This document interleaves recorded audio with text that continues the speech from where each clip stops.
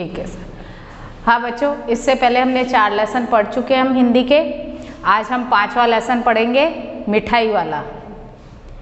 मिठाई वाला मतलब वाला शब्द लगते ही क्या हो जाता है, कोई चीज़ बेचने वाला या देने वाला वो होता है। तो ये एक फेरी वाले के ऊपर है पूरा लेख कि किस तरह से फेरी वाला गली गली आकर चीज़ों को आवाज़ लगा लगा कर बेचता है और उनको बेचने के लिए वो किस तरह से गाकर कभी अच्छी आवाज़ में बोलकर और उनके प्रति स्नेह प्रदर्शित करके अपनी चीज़ों को बेचता है। ये एक ऐसे व्यक्ति की कहानी है जो कि है ना बच्चों का स्नेह प्राप्त करने के लिए, यानी बच्चों के प्रति उनका प्यार, वो अपना प्यार जताना चाहता है और बच्चों का प्यार पाना चाहता है। तो उसने एक अनोखा तरीका अपनाया उनका प्यार पाने के लिए, उनका स्नेह पाने के लिए। अब देखो किस तरह से वो ये बेचते हुए बच्चों को अपने पास बुलाता है और उनका स्नेह प्राप्त करता है। इस पाठ के माध्यम से मैं आपको बताने वाली हूँ।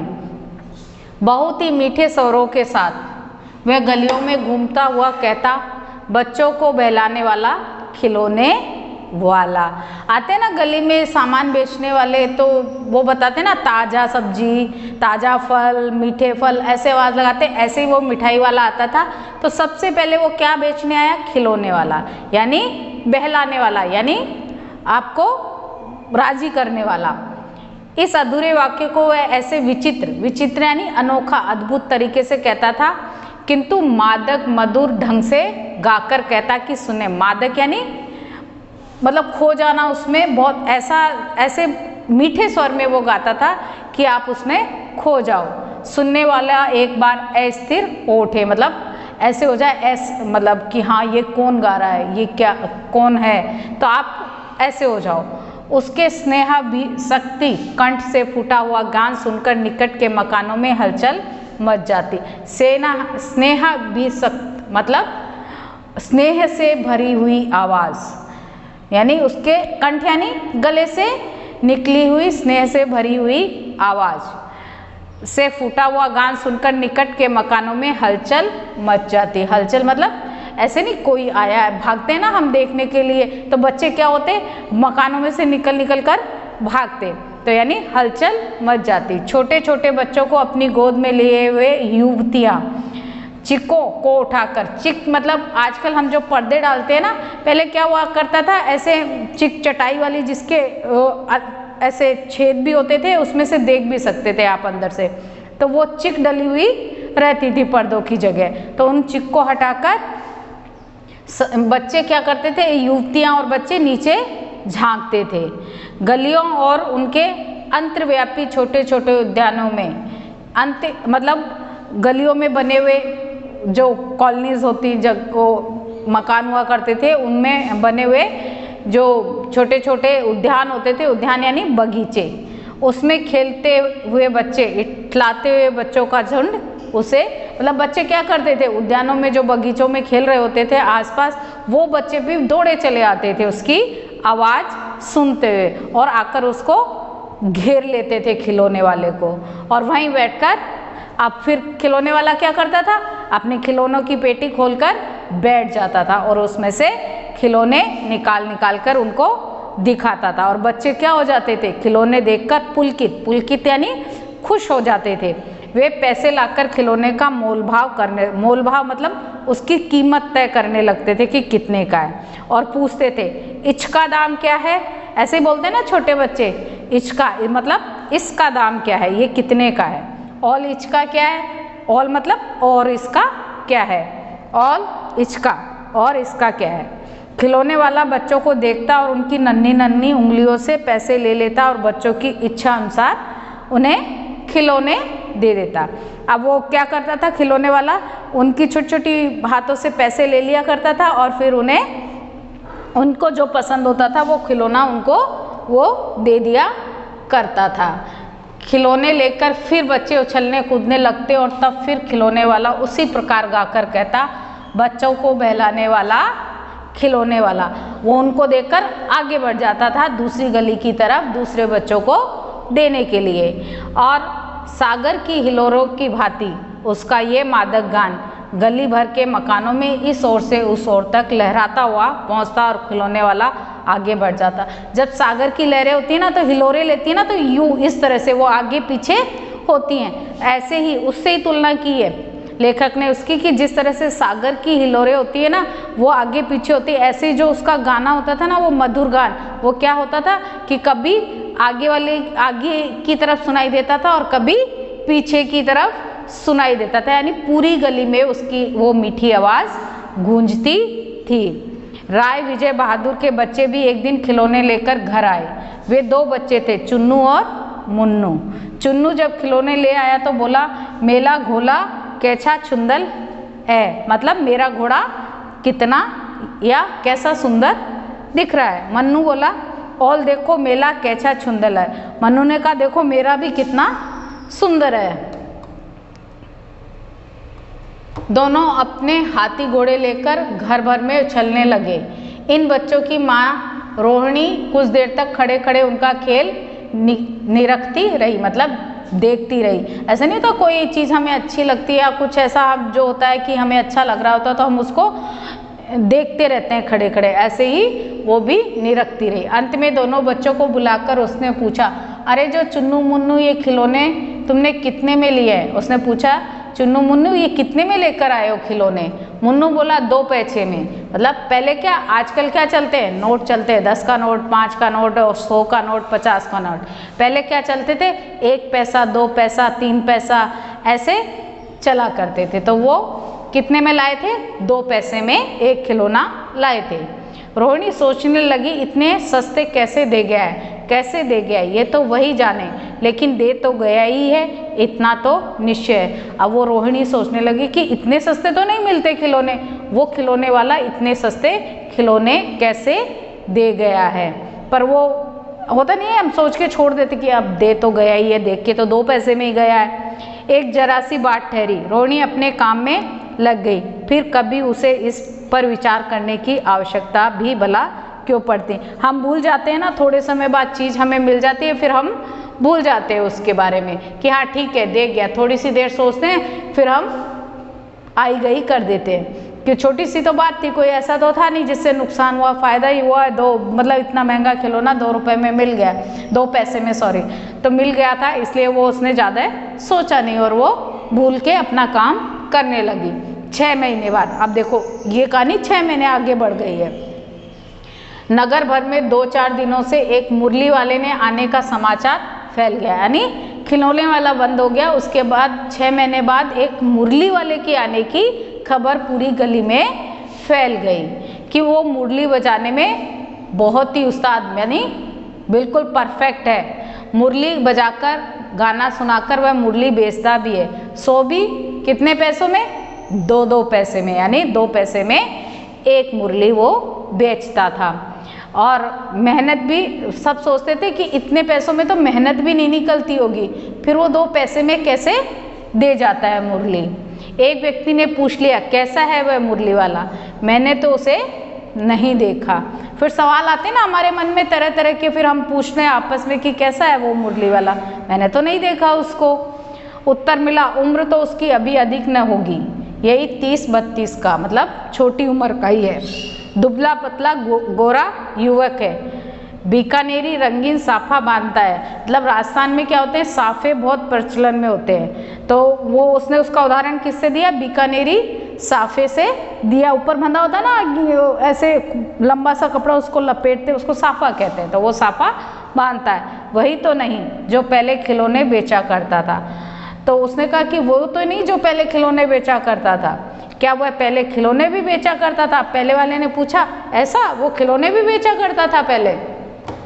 हाँ, जो आकार प्रकार तुमने बतलाया उसी प्रकार का वह भी था, तो वही होगा। पर वही है वह एक उस्ताद, लेकिन वो क्या है? एक उस्ताद है, परफेक्ट है, मतलब बेचने में। एक तो मुरली बजाने में इतना उस्ताद है, इतनी अच्छी बजाता है, गाता है, फिर उसके बाद इतनी सस्ती 2 पैसे में बेचता भी है। प्रतिदिन इसी प्रकार उस मुरली वाले की चर्चा होती। प्रतिदिन यानी रोजाना। नगर की प्रत्येक गली में उसका मादक यानी मीठा, मृदुल यानी बहुत अच्छा स्वर सुनाई पड़ता था। बच्चों को बहलाने वाला, मुरलिया वाला यानी बच्चों को बहलाने वाला, मुरली वाला। रोहिणी ने भी मुरली वाले का यह स्वर सुना, तुरंत ही उसे खिलौने वाले का स्मरण यानी याद आई। उसने मन ही मन कहा, खिलौने वाला भी इसी तरह गा गा कर खिलौने बेचा करता था। रोहिणी उठकर अपने पति विजय बाबू के पास गई। जरा उस मुरली वाले को बुलाओ तो चुन्नू मुन्नू के लिए ले लूं, क्या पता ये फिर इधर आए ना आए, वे भी जान पड़ता है पार्क में खेलने निकल गए। यानी उसने कहा कि अब जरा चुन्नू मुन्नू उसे बुलाओ मुरली वालों को, तो मैं चुन्नू मुन्नू के लिए मुरली ले लूं, क्योंकि वो दोनों तो पार्क में खेलने गए और पता नहीं फिर ये मुरली वाला बेचने आए कि नहीं आए, इतनी सस्ती मुरली बाद में मिले कि नहीं मिले। विजय बाबू एक समाचार पत्र पढ़ रहे थे, उसी तरह उसे लिए हुए वे दरवाजे पर आकर मुरली वाले से बोले, क्यों भाई किस तरह देते हो मुरली, कितनी भी सस्ती बेच रहा हो, पर हम लोगों की आदत क्या होती है, मोल भाव करने की। ऐसे ही विजय बाबू आए और इतनी सस्ती मुरली होने के बाद भी वो क्या करने लगे, उसके साथ मोल भाव करने लगे। उन्होंने पूछा कि मुरली कैसे दी। किसी की टोपी गली में गिर पड़ी, किसी का जूता पार्क में ही छूट गया और किसी की सोथनी यानी पजामा भी ही ढीला होकर लटक आई। इस तरह दौड़ते आते यानी उसकी आवाज़ सुनकर बच्चे क्या पार्क में खेल रहे होते थे ना, तो भागते थे। किसी की चप्पल ही छूट जाती थी, कोई हाथ में पकड़ के भाग रहा है, किसी का पजामा ढीला हो गया उसको पकड़ के भागा चला रहा है मुरली वाले के पास। बच्चों का झुंड आ पहुंचा, झुंड यानी समूह में आ गए। एक स्वर से सब बोल उठे, अम्बी लेंदे मुरली, और अम्बी लेंदे मुरली। यानी वो बच्चों के क्या पूरा वर्ड वो बोल नहीं पाते थे, इसलिए वो आधा ही वर्ड बोलते थे कि हम भी लेंगे मुरली। मुरली वाला हर्ष गदगद यानी खुश हो जाता था, बहुत खुशी से फूल जाता था और बोला सबको देंगे भैया, लेकिन जरा रुको, ठहरो, एक एक को देने दो, अभी इतनी जल्दी हम कहीं लौटे थोड़े ही जाएंगे, बेचने तो आई हैं और है भी इस समय मेरे पास एक दो नहीं पूरी 57 मुरलियाँ, इसलिए आराम से सब इंतज़ार करो, मैं आराम से सबको दूंगा और देकर ही घर जाऊंगा, क्योंकि मैं तो बेचने के लिए ही लाया हूँ मुरलियाँ, मुझे वापस तो लेके नहीं जानी है, इसलिए सब लोग आराम से खड़े हो, मैं सबको मुरलियाँ दूंगा। विजय बाबू भीतर बाहर दोनों रूपों से मुस्कुरा दिए, यानी वो उसकी वो भाषा, इतना प्रेम बच्चों के लिए और बच्चों को इस तरह दौड़कर आते हुए देखकर विजय बाबू क्या मन ही मन मुस्कुराए और मन ही मन वो कहने लगे, कैसा है, देता तो सबको इसी भाव से है, पर मुझ पर उल्टा एहसान लाद रहा है। फिर बोले, तुम लोगों की झूठ बोलने की आदत होती है, देते होगे सभी को 2-2 पैसे में, पर एहसान का बोझा मेरे ही ऊपर लाद रहे हो। मतलब सबको वो दिखता ही है, लेने वाले को ऐसे लगता है कि ये मतलब मेरे को महंगी दे रहा है। तो विजय बाबू बोले कि सबको दे रहे, देते तो 2 पैसे में हो, पर मेरे ऊपर एहसान लाद कर दे रहे हो मुझे, ये कोई मेरे ऊपर एहसान थोड़ी ना है, तुम्हारी तो आदत ही होती है झूठ बोलने की। उन्होंने ऐसा बोला। मुरली वाला एकदम अप्रतिभ हो उठा, मतलब उसको वो कंफर्टेबल नहीं, उसको अजीब सा ऐसा है सा मतलब असहज महसूस करने लगा। बोला, आपको क्या पता बाबूजी कि इनकी असली लागत क्या है, ये तो ग्राहकों का दस्तूर होता है कि दुकानदार चाहे हानि उठाकर चीज़ क्यों न बेचे, पर ग्राहक यही समझते हैं दुकानदार मुझे लूट रहा है। अब उसने जवाब दिया कि ये मुरली है ना 2-2 रुपये में नहीं आती, इसमें ये तो दस्तूर यानी ये तो तरीका ही है, ये तो एक रिवाज ही है कि है ना दुकानदार भले ही घाटे में बेचे चीज़ को या हानि में बेचे, लेकिन जो खरीदने वाला ग्राहक होता है उसका तो ये दस्तूर है, ये रिवाज ही है कि वो ये समझता है कि दुकानदार उसको ज़्यादा पैसों में बेच रहा है। आप भला काय को विश्वास करेंगे, लेकिन सच पूछिए तो बाबूजी असली दाम 2 ही पैसा है, आप कहीं से 2 पैसे में ये मुरली नहीं पा सकते। मैंने तो पूरी 1000 बनवाई थी, इसलिए मुझे मतलब एक साथ मैंने तो इतनी सारी बनवाई थी, इसलिए मुझे ये सस्ती पड़ी हैं। विजय बाबू बोले, अच्छा मुझे ज़्यादा वक्त नहीं, जल्दी से 2 निकाल दो, 2 ठो यानी 2 जगह निकाल दो। 2 मुरलियाँ लेकर विजय बाबू फिर मकान के भीतर पहुंच गए। मुरली वाला देर तक उन बच्चों के झुंड में मुरलियाँ बेचता रहा। उसके पास कई रंग की मुरलियाँ थी। बच्चे जो रंग पसंद करते मुरली वाला उसी रंग की मुरली निकाल देता। यह बड़ी अच्छी मुरली है, तुम यही ले लो बाबू। राजा बाबू तुम्हारे लायक तो बस ये है। हाँ भैया तुमको वही देंगे, ये लो, तुमको वैसी न चाहिए ये। मतलब सारे बच्चे अपनी अपनी डिमांड रखते कि मुझे इस रंग की चाहिए, मुझे ये वाली नहीं चाहिए, मुझे वो वाली चाहिए। वो सबकी पसंद की निकाल कर उनको देता था। नारंगी रंग की, अच्छा वही लो, ले आए पैसे। अच्छा मतलब अब ये उनके बीच का वो बता रहे हैं कि किस तरह से वो बच्चों को दिया करता था और बच्चे किस तरह से उससे डिमांड करते थे रंगों की, अपनी पसंद की। अच्छा ये लो, तुम्हारे लिए मैंने पहले ही से ये निकाल रखी थी, तुमको पैसे नहीं मिले, तुमने अम्मा से ठीक तरह मांगे ना होंगे। उन्होंने कहा लो पहले तुम पैसे नहीं लाए, तो वो कई बार क्या ऐसे बिना पैसों के भी कोई को दे देता था। धोती पकड़ के पैरों में लिपट कर अम्मा से पैसे मांगे जाते हैं। वो कहता था ऐसे थोड़ी ना देती है अम्मा लोग पैसे, आप भी नहीं, मम्मी दे दो प्लीज़ दे दो, ऐसे रिक्वेस्ट करनी पड़ती है ना। तो वो उनको कहता था अब की बार मिल जाएंगे, दुअन्नी है तो क्या हुआ, ये लो पैसे वापस लो, ठीक हो गया ना हिसाब। तो वो दे देता था। मिल गए पैसे, देखो मैंने तरकीब बताई। अच्छा अब तो किसी मतलब वो तरकीब भी बता देता था। फिर बच्चे पैसे लाते थे, फिर वो उनको दे देता था मुरली की, देखो मिले पैसे। अच्छा अब तो किसी को नहीं लेना है, सब ले चुके, तुम्हारी माँ के पास पैसे नहीं है, अच्छा तुम भी ये लो। अच्छा तो अब मैं चलता हूँ। इस तरह मुरली वाला फिर आगे बढ़ जाता, यानी सारे बच्चों को खुश करके वो आगे बढ़ जाता। जिनके पास पैसे होते उनको पैसे से दे देता और उनसे हंसी खुशी ऐसे, मतलब वो बच्चों के साथ रहना चाहता था, इसलिए बच्चों से वो बहुत सारी बातें किया करता था। इसको उससे संतुष्टि मिला करती थी।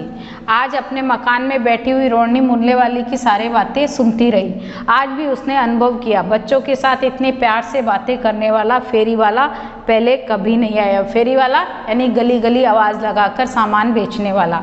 फिर वह सौदा भी कैसा सस्ता बेचता है, भला आदमी जान पड़ता है। समय की बात है जो बेचारा इस तरह मारा मारा फिरता है, पेट जो न कराए सोते थोड़ा है।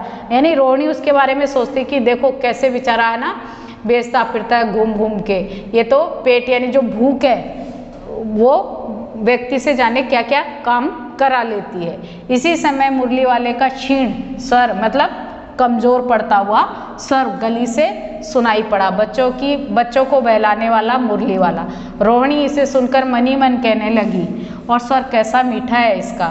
बहुत दिनों तक रोहिणी को मुरली वाले का वह मीठा स्वर और उसकी बच्चों के प्रति वे स्नेह सिक्त बातें याद आती रही। महीने के महीने आए और चले गए, फिर मुरली वाला नहीं आया। धीरे धीरे उसकी स्मृति क्षीण यानी धीरे धीरे दिमाग से उसकी याद चली गई। लेकिन फिर 8 महीने बाद देखो कोई और आया। सर्दी थी, रोहिणी स्नान करके मकान की छत पर बैठी हुई थी और अपने सर के बालों को सुखा रही थी। इस समय नीचे की गली में उसे फिर से स्वर सुनाई पड़ा, बच्चों को बहलाने वाला मिठाई वाला। अब वो क्या लेकर आया था, मिठाई लेकर आया था। देखो अब की बार किसने बुलाया उसको, मिठाई वाले का सर उसके लिए परिचित था, यानी जाना पहचाना था, क्योंकि वही खिलौने वाला और मुरली वाला अब की बार क्या बेचने आया था, मिठाई बेचने आया था। रोहिणी नीचे उतर आई। उस समय उसके पति मकान में नहीं थे। हाँ, उसकी वृद्धा यानी बूढ़ी दादी थी।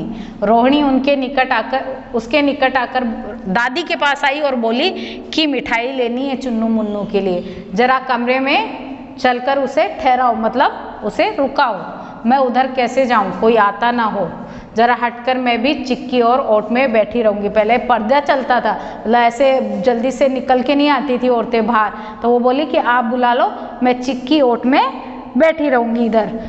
दादी उठकर कमरे में आकर बोली, ए मिठाई वाले इधर आना। मिठाई वाले निकट आ गया, बोला कितनी मिठाई दूँ माँ, ये नए तरह की मिठाइयाँ हैं, रंग बिरंगी, कुछ कुछ खट्टी कुछ कुछ मीठी जायकेदार, यानी कुछ रंग बिरंगी हैं, कुछ खट्टी हैं, कुछ मीठी हैं, कुछ जायकेदार हैं यानी चटपटी हैं, और जो मुंह में देर तक रहती हैं, जल्दी से घुलती नहीं है, और बच्चे उन्हें देर तक चूस कर यानी उनका स्वाद ले सकते हैं। और इसके अलावा ये खांसी भी दूर करती है, और कुछ चपटी हैं, कुछ गोल है, कुछ पहलदार है, और 1 पैसे में 16 देता हूँ।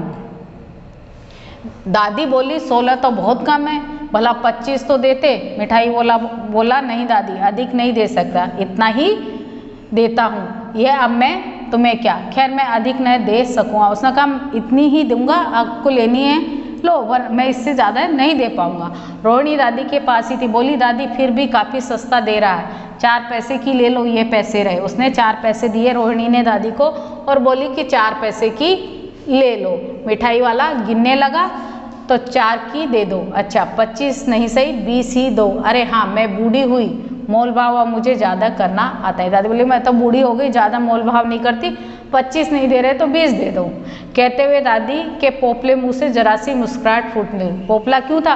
क्योंकि वो बुजुर्ग थी, दांत उनके टूट चुके थे, इसलिए पोपले मुंह से और मुस्कुराकर वो बोली। रोहिणी ने दादी से कहा दादी इससे पूछो तुम इस शहर में और कभी भी आए थे या पहली बार आए हो? यहाँ के निवासी तो तुम नहीं लगते। रोहिणी को अब क्या उसके बारे में जानने की जिज्ञासा हुई, तो उसने दादी से कहा कि इससे पूछो ये कहाँ से आया। दादी ने इस कथन को दोहराने की चेष्टा की ही थी कि मिठाई वाले ने उत्तर दिया पहली बार नहीं, इससे पहले भी आ चुका। पहले? रोहिणी चिक्की आड़ी से बोली पहले यही मिठाई बेचते हुए आए थे या और कोई चीज़ लेकर? तो उसने कहा नहीं पहले। मिठाई वाला क्या? हर्ष, संशय और विस्मय आदि भाव में डूबकर यानी आश्चर्यचकित होकर बोला इससे पहले मुरली लेकर आया था और उससे पहले खिलौने लेकर आया था। रोहिणी का अनुमान ठीक निकला, सही निकला। अब तो वह उससे और भी कुछ बातें पूछने के लिए अस्थिर मतलब ऐसे उत्सुक हो चुकी थी। इन व्यवसाय से भला तुम्हें क्या मतलब ये चीज़ें बेचने से तुम्हें क्या लाभ मिलता है? उसने पूछा। वो बोला मिलता भला क्या है, यही खाने भर को मिल जाता है, कभी नहीं भी मिलता है, पर हाँ संतोष मतलब खुशी मिलती है, एक अनुभव, असीम सुख मतलब बहुत बड़ा संतोष मुझे इससे प्राप्त होता है। सो कैसे वे बताओ। अब व्यर्थ उन बातों की चर्चा नहीं करूँगा। उसने कहा जाने दो, सुनकर दुखी होगा। तब इतना बताया, तब और भी बता दो, मैं बहुत उत्सुक हूँ, तुम्हारा हर्जा ना होगा, मिठाई मैं और भी लूँगी। रोहिणी ने कहा मैं और मिठाई ले लूँगी, तुम मुझे बताओ। अतिशय गंभीरता के साथ मिठाई वाले ने कहा मैं भी अपने नगर का एक बहुत प्रतिष्ठित यानी बड़ा आदमी था। मेरे पास गाड़ी थी, घोड़े थे, नौकर थे, चाकर थे, सभी कुछ था। स्त्री थी, 2 छोटे बच्चे थे और मेरा सोने का यानी बहुत अच्छा हंसी खुशी संसार था, परिवार था। बाहर संपत्ति का वैभव था यानी संपत्ति मेरे पास बहुत थी, सुख सुविधाएं थी, सब सांसारिक सुख भी था। मेरी जो बीवी थी यानी स्त्री थी वो सुंदर थी, वो मुझे बहुत प्रिय थी। बच्चे ऐसे सुंदर थे जैसे सोने के सजीव खिलौने हों यानी बहुत सुंदर अच्छे बच्चे यानी जैसे सोने से बने हुए कोई खिलौने, इस तरह के मेरे बच्चे थे। उनकी अटखेलियाँ यानी उन खेलते हुए जो वो कलाबाजियाँ करते थे उससे घर में कोलाहल यानी चहल पहल मची रहती थी। समय की गति, विधाता यानी भगवान की लीला, अब कोई नहीं है यानी अब कोई नहीं रहा, वो सब उसको छोड़कर जा चुके थे यानी वो अब नहीं रहे थे। दादी प्राण निकाले नहीं निकले, इसलिए अपने उन बच्चों की खोज में यानी उन्हीं बच्चों की खोज में मैं निकलता हूँ और इन बच्चों में उन बच्चों अपने बच्चों को देखते हुए इनसे स्नेह प्राप्त करता हूँ। वे सब अंत में होंगे तो यहीं कहीं आखिर कहीं ना कहीं जन्मे होंगे यानी उन्होंने कहीं ना कहीं यहीं पर जन्म लिया होगा। उस तरह रहता घुल घुल कर मरता। अगर मैं एक जगह वहीं घर में पड़ा रहता तो घुट घुट कर मर जाता। तो मैं ऐसे जब घूमता हूँ, चीज़ें बेचता हूँ तो मुझे बच्चों के साथ समय मिलता है, उनके साथ मैं उनका स्नेह मिलता है, उनका प्यार मुझे मिलता है, मैं उनको प्यार कर पाता हूँ। तो इन सब से क्या मिल जाता है? मुझे संतोष मिलता है, एक अलग खुशी मिलती है, सुख मिलता है। इस तरह के जीवन में कभी कभी उन बच्चों की एक झलक सी मतलब मैं अपने बच्चों की इनमें झलक देखता हूँ। इन बच्चों में ऐसा जान पड़ता है जैसे वे इन्हीं में उछल उछल कर हंस खेल रहे हो।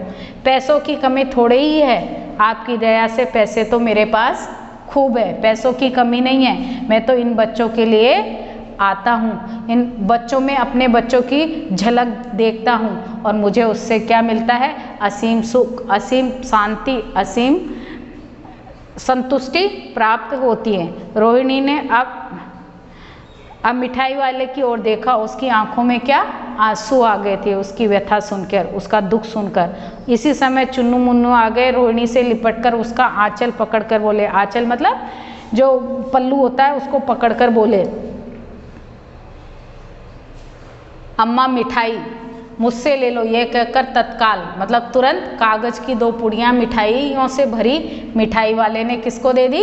चुन्नू मुन्नू को दे दी। रोहिणी ने भीतर से पैसे फेंक दिए। मिठाई वाले ने पेटी उठाई और कहा, अब इस बार मैं ये पैसे नहीं लूँगा। दादी बोली, अरे अरे नैना अपने पैसे लिए जा भाई।